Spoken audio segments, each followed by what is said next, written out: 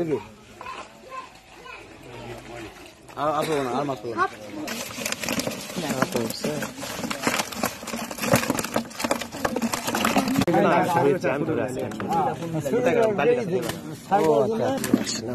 একটু যদি ভিতরে দেখা, এখানে ট্রাক লোড দেওয়া হচ্ছে, এমন মাছ ওটা উঠতেছে। তো বন্ধুরা, আমি আর এই যে কাকা দেখুন, সাতার থেকে কাকা আমার অনেক বড়। তো তুই কাকা ব্যস্ত যাচ্ছে মাছ ধরা দেখতে, তাই না কাকা? কোন জায়গায় যাচ্ছি আমরা? কি দেখার জন্য যাচ্ছি?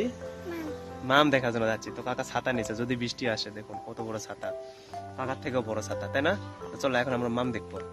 তো বন্ধুরা দেখুন, এগুলা বন্যার মাছ ধরা হচ্ছে এখানে। ও পাশে একটা পুকুর ছিল, সেই পুকুরগুলো ডুবে গেছে, যার কারণে এখানে মাছ আসলে অনেক মাছ পাচ্ছে। কিছুক্ষণ পর 8 মিনিট 10 মিনিট পর পর 5 কেজি 10 কেজি করে মাছ উঠতেছে।